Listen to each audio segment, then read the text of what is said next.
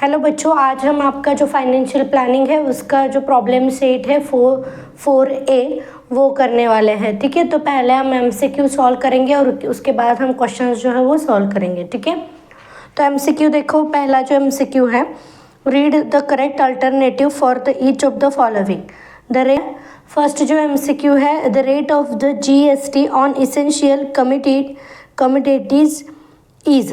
तो देखो यहाँ पे है ऑप्शन जो है वो दिया है 5%, 12%, 0%, 18%। तो 0% जो है वो रेट जो है वो होता है, मतलब option C is the correct. ठीक है, उसके बाद सेकेंड क्वेश्चन देखो, the tax levies by the central government for the trading with in the state is. तो इसको कहते हैं CGST, option B is the correct. Okay, CGST का मतलब होता है central goods and service tax. Okay, GST system, third question है, GST system was the introduced in our country from.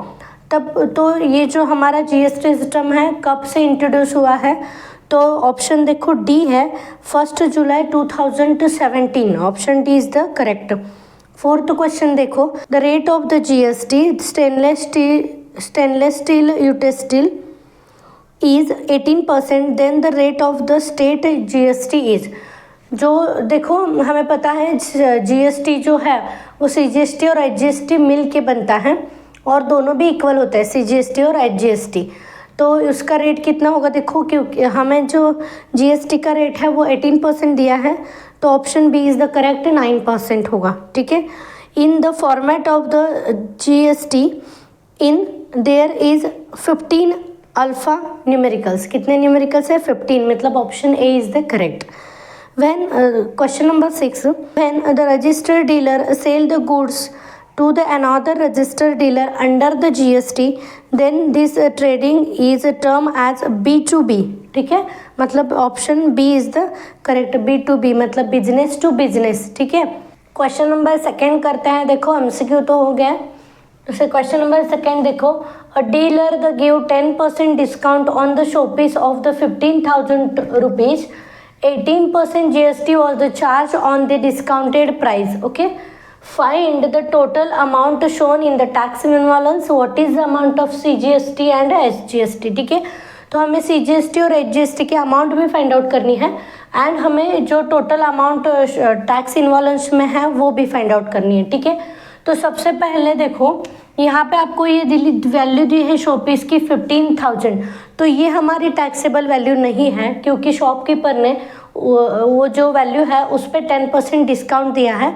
तो पहले हम 10% जो है वो 25,000 का निकालेंगे, उसके बाद जो है 25 में से वो माइनस करेंगे तो हमें टैक्सेबल अमाउंट जो है वो मिलेंगी। ठीक है, तो देखो सबसे पहले हम निकालते हैं 10% ऑफ 25, मतलब हमें जो डिस्काउंट है वो कितना होगा वो समझ में आएगा। ठीक है, so discount is equal to 10% off 25,000।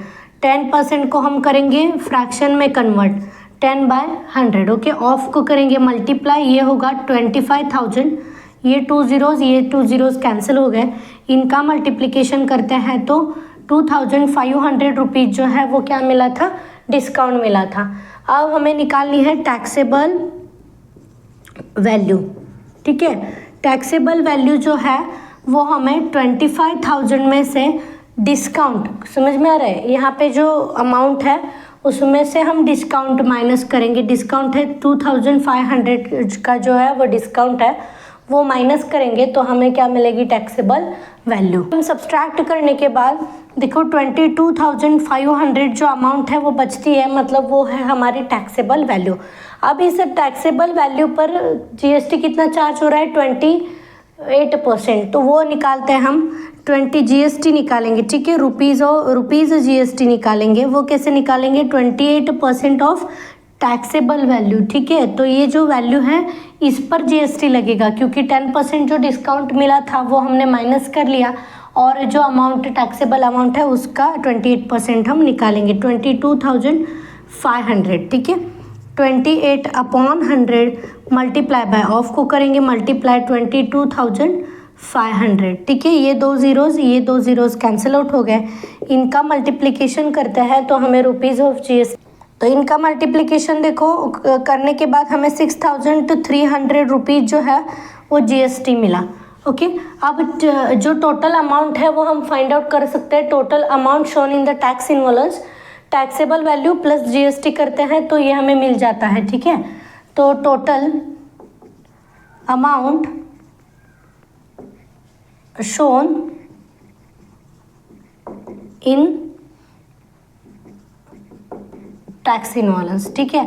तो वो क्या करेंगे, देखो हम यहाँ पे जो टैक्सेबल वैल्यू है उसको और टैक्सेबल वैल्यू को प्लस जीएसटी जो है वो हम ऐड करते हैं। ये हो गया 22,500 प्लस 6,300, इनको ऐड करते हैं तो हमें जो टोटल अमाउंट जो है वो मिलती है वो होगी 28,800 रुपीज़, ठीक है। टैक्स इनवॉल्व्स में इतनी अमाउंट होगी। Total amount shown in the tax involves 28,800। अब हमें पूछा है अमाउंट ऑफ सीजीएसटी और एचजीएसटी। हमें पता है कि जो जीएसटी होता है उसका हम हाफ करते हैं तो सीजीएसटी और एचजीएसटी हमें मिल जाता है। तो देखो CGST is equal to SGST, ये दोनों भी इक्वल होते हैं। जो हमारा जीएसटी है उसको हम 2 से डिवाइड करते हैं तो ये दोनों भी अमाउंट हमें मिल जाता है। ये कितना था 6,300 डिवाइडेड बाई 2, 3,150 रुपीज़, ठीक है। तो सीजीएसटी भी 3,150 होगा और एसजीएसटी भी 3,150 होगा। ओके, देखो क्वेश्चन नंबर 4 करते हैं। A trader from the Surat Gujarat sold the cotton cloth to the trader in the Rajkot Gujarat. The taxable value of the cotton cloth is the 2.5 lakh. What is the amount of GST at the 5% paid by trader in Rajkot. % हमें GST जो है वो निकालना है। Taxable value जो है वो दी है 2.5 लाख। तो देखो टैक्सेबल वैल्यू कितनी है 2.5 लाख, मतलब देखो ये हो गई, ठीक है 2.5 लाख। अब इसका हमें जीएसटी रुपीज़ जीएसटी निकालना है। रुपीज़ जीएसटी मतलब 5% ऑफ टैक्सेबल वैल्यू होता है, ठीक है। तो टैक्सेबल वैल्यू लिखते हैं हम क्या है, तो ये 5% है उसको फ्रैक्शन में कन्वर्ट करो 5/100, ऑफ को करेंगे मल्टीप्लाई, टैक्सेबल वैल्यू है 2,50,000, ठीक है। ये दो ज़ीरो कैंसिल आउट हो गए तो 5 से मल्टीप्लाई करते हैं यहाँ पे, तो इनका मल्टीप्लिकेशन करते हैं। देखो क्या होता है 25 2 कैरी 10 2 12 25 12,500 जो है वो जीएसटी उनको देना पड़ेगा, ठीक है। राजकोट के जो ट्रेडर्स हैं उनको।